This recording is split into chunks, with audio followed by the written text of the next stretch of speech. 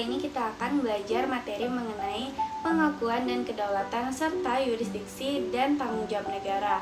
Yang pertama kita bahas pengakuan dan kedaulatan. Pengakuan dan kedaulatan merupakan dua konsep penting di dalam hukum internasional. Yang pertama, pengakuan, yang merupakan tindakan hukum atau politik oleh negara lain atau organisasi internasional terhadap status suatu negara atau pemerintahan. Ada dua jenis pengakuan. Yang pertama, pengakuan negara. Contohnya, ketika sebuah wilayah merdeka seperti Timor Leste pada tahun 2002 dan diakui oleh PBB dan negara lain sebagai negara yang berdaulat. Yang kedua, ada pengakuan pemerintahan. Contohnya, ketika suatu rezim baru, misalnya setelah kudeta, dan diakui oleh komunitas internasional sebagai pemerintahan yang sah. Selanjutnya, ada macam-macam pengakuan yang terbagi berdasarkan sifat pengakuannya.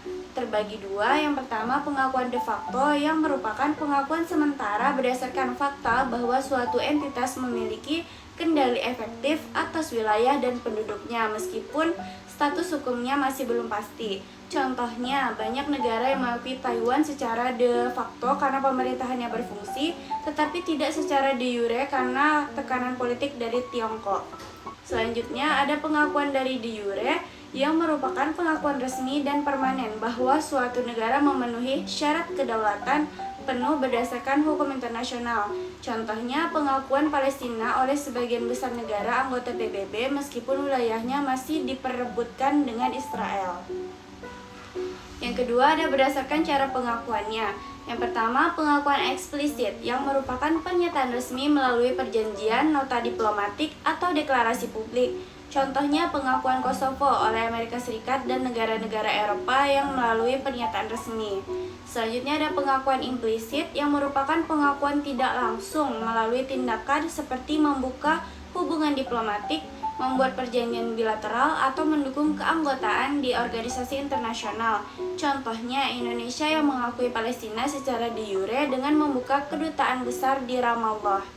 Selanjutnya ada pengakuan kolektif yang merupakan pengakuan oleh kelompok negara atau organisasi internasional seperti PBB, ASEAN, atau Uni Eropa.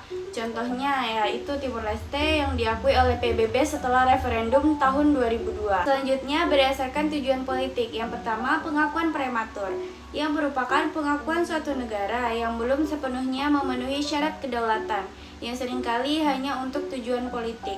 Yang kedua, ada pengakuan bersyarat, yang merupakan pengakuan yang diberikan dengan syarat-syarat tertentu seperti demokratisasi dan pelindungan hak asasi manusia. Yang ketiga, ada penolakan pengakuan, yang merupakan kebijakan untuk sengaja tidak mengakui suatu negara karena alasan politik atau hukum. Yang kedua, ada kedaulatan. Kedaulatan ini merujuk pada kekuasaan tertinggi suatu negara untuk mengatur urusan dalam negerinya tanpa campur tangan pihak luar.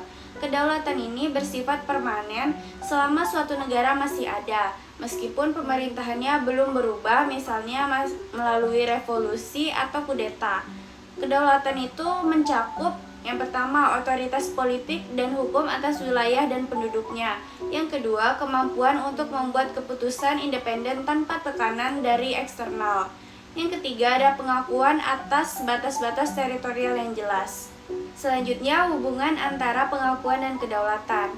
Yang pertama, kedaulatan itu bersifat internal dan pengakuan itu bersifat eksternal. Yang kedua, pengakuan tidak secara otomatis menentukan kedaulatan tetapi mempengaruhi kemampuan suatu negara untuk berpartisipasi dalam hubungan internasional. Yang ketiga, sebuah negara bisa berdaulat secara de facto tetapi tidak diakui secara luas. Contohnya Palestina yang diakui oleh banyak negara dan organisasi misalnya PBB dengan status non-member observer state, tetapi kedaulatannya masih diperdebatkan karena konflik dengan Israel. Yang kedua, kita akan bahas yurisdiksi dan tanggung jawab negara. Yang pertama, yurisdiksi, yang merupakan kewenangan suatu negara untuk membuat dan menegakkan hukum di wilayah tertentu, baik terhadap orang, benda, maupun peristiwa hukum. Yurisdiksi sendiri meliputi yang pertama, yurisdiksi teritorial, yang merupakan kekuasaan atas wilayah darat, laut, udara, dan wilayah tertentu. Yang kedua, yurisdiksi personal yang merupakan kekuasaan atas warga negaranya di dalam maupun di luar negeri. Yang ketiga, ada yurisdiksi ekstrateritorial yang merupakan kekuasaan atas kejahatan tertentu di luar wilayahnya. Yang keempat, ada yurisdiksi universal, yaitu kewenangan yang mengadili pelanggaran berat HAM internasional. Yang kedua, ada tanggung jawab negara yang meliputi yang pertama, tanggung jawab atas pelanggaran hukum internasional. Jika negara melanggar kewajiban internasional, misalnya agresi, pelanggaran HAM, maka ia harus memberikan reparasi atau ganti rugi dan pemulihan nama baik atau sanksi. Contohnya, kasus Nicaragua versus Amerika Serikat di ICJ pada tahun 1986 tentang intervensi ilegal. Yang kedua, ada tanggung jawab atas perbuatan organ negara, yaitu negara bertanggung jawab atas tindakan pejabatnya, misalnya tentara yang melakukan pelanggaran HAM di luar perintah. Contohnya, tanggung jawab Belanda terhadap pembantaian Rawagede pada tahun 1947. Yang ketiga, ada tanggung jawab perlindungan, yaitu negara wajib melindungi warganya dari genosida, kejahatan perang, dan etnis cleansing, dan jika gagal, komunitas internasional dapat intervensi, misalnya melewati PBB. Yang keempat, ada tanggung jawab atas kerusakan lingkungan. Negara wajib mencegah dan memperbaiki kerusakan lingkungan lintas batas, misalnya kasus polusi asap lintas negara. Jadi, yurisdiksi merupakan hak negara untuk menegakkan hukum, sedangkan tanggung jawab negara mencakup kewajiban menghormati hukum internasional dan melindungi hak-hak dasar.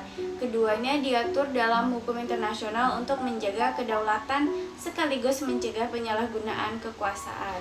Sekian materi hari ini mengenai pengakuan dan kedaulatan serta yurisdiksi dan tanggung jawab negara. Apabila ada yang ingin ditanyakan, silahkan tulis pertanyaan di kolom komen. Terima kasih, bye-bye.